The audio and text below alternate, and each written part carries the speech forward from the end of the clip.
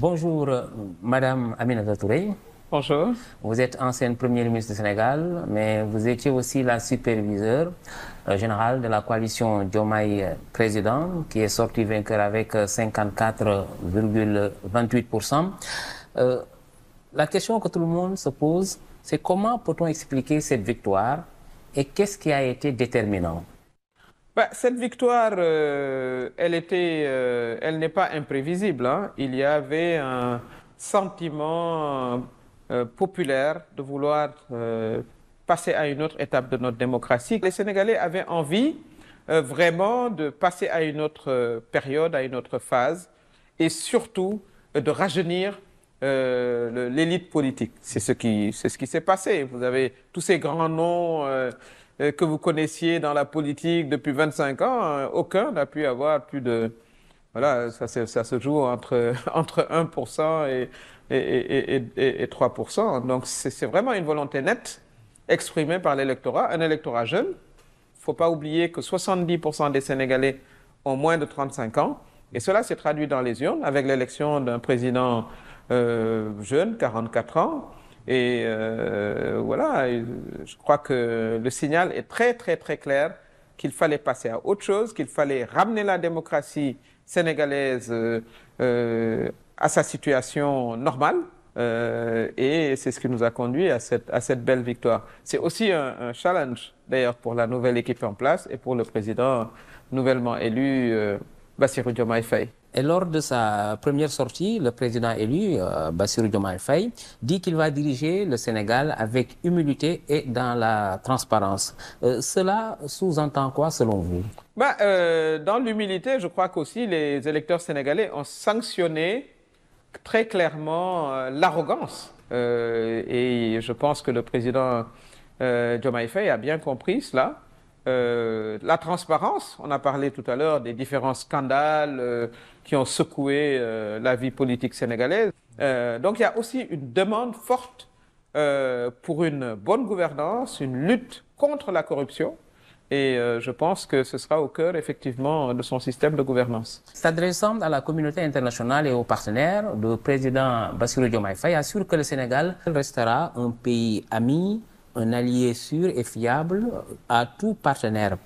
Donc, on peut dire que le Sénégal restera ouvert à toute forme de coopération avec tous les pays. Ah, mais bien sûr, c'est ce qui doit se faire. Il n'y a pas d'exclusivité dans nos amitiés. Nous serons nos anciens amis, nos nouveaux amis, les amis à rechercher, ils seront tous pareils. Je pense que ce qu'il voulait dire là-bas, ce qui compte dans la coopération que nous aurons, c'est une coopération gagnant-gagnante. Il n'est plus question, comme il y a 20-30 ans, de coopération voilà, dominante où vous venez, vous vous servez, voilà, et des miettes restent dans le pays. Ça, ce n'est plus acceptable. Surtout pour cette jeune génération qui souhaite développer le pays comme les pays émergents, l'Inde, la Chine, etc.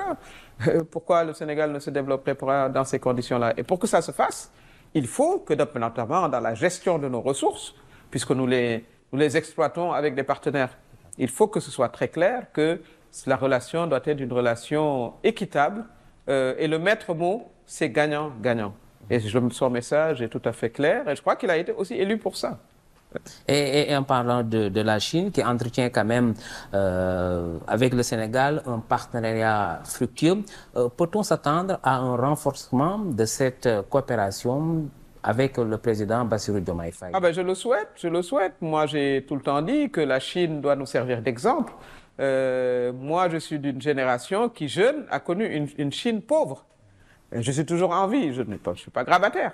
Et j'ai vu qu'en laps de temps, sur 3 décennies, 4 décennies, la Chine s'est complètement transformée et est devenue voilà, une grande puissance mondiale. L'Afrique peut faire exactement la même chose. La Chine a réussi à scolariser ses enfants, à donner un système de santé correct, un habitat correct, une économie forte. C'est tout ce que l'Afrique veut, c'est tout ce que le Sénégal veut. Donc il y a des exemples à prendre à ce niveau-là, sur la base d'un partenariat évidemment gagnant-gagnant.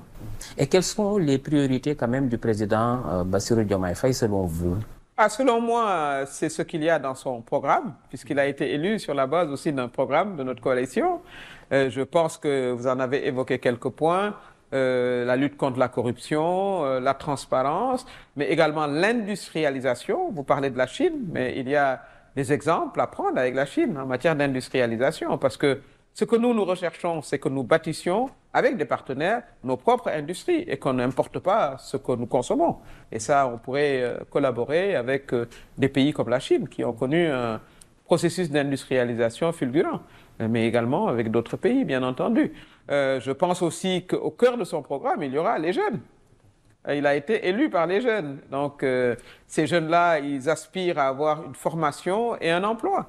Mais cet emploi-là, voilà, il faut l'avoir en industrialisant le pays, en modernisant l'agriculture, la pêche et l'élevage. Et il y a des pays qui, voilà, de ce point de vue-là, ont eu des expériences très positives. Et il va falloir coopérer, en tout cas apprendre de leurs expériences.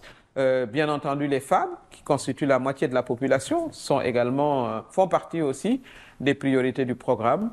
Voilà, en résumé, ce sont ça les priorités, mais c'est vraiment développer le Sénégal de manière endogène, assurer la souveraineté alimentaire en modernisant l'agriculture, en organisant les paysans. C'est également former les jeunes, les soutenir dans un processus d'entrepreneuriat en favorisant l'industrialisation par la modernisation de nos secteurs, de l'artisanat, dans tous les domaines, la menuiserie, la cordonnerie, etc.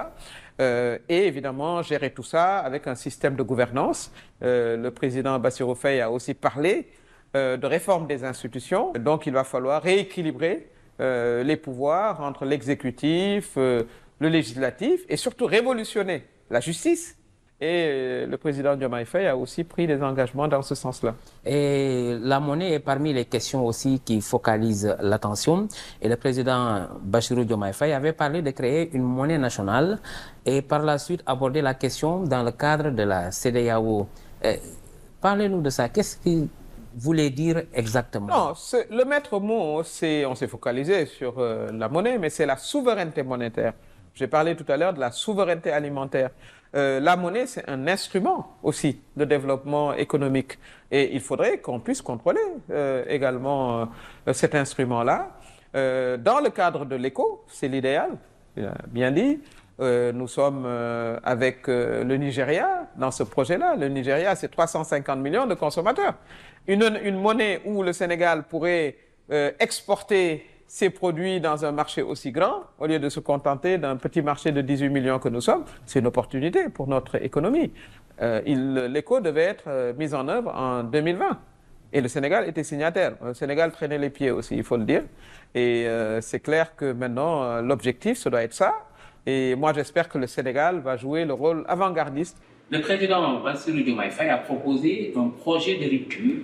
Et concrètement, quels seront les grands axes de cette rupture et comment la réaliser? Je pense qu'il envisage de mettre en place des procédures et des processus efficaces de lutte contre la corruption. Je pense également que la rupture, c'est vis-à-vis aussi des pratiques dans nos relations internationales. C'est une rupture au sens où ce sera les intérêts du Sénégal d'abord, ce sera sortir de la pauvreté. Je crois que l'objectif que le président Diomaye Faye doit se fixer sans sourciller, c'est éradiquer la pauvreté. Et c'est possible. C'est possible, la Chine l'a fait. La Chine l'a fait, le Sénégal doit pouvoir le faire, l'Afrique doit pouvoir le faire. Et ce sont ça, ces ruptures fondamentales pour inscrire le Sénégal et l'Afrique dans une perspective d'avenir, de dignité, d'émancipation. Voilà, c'est des mots tout à fait réalisables. Madame Aminata Touré, merci beaucoup. Merci.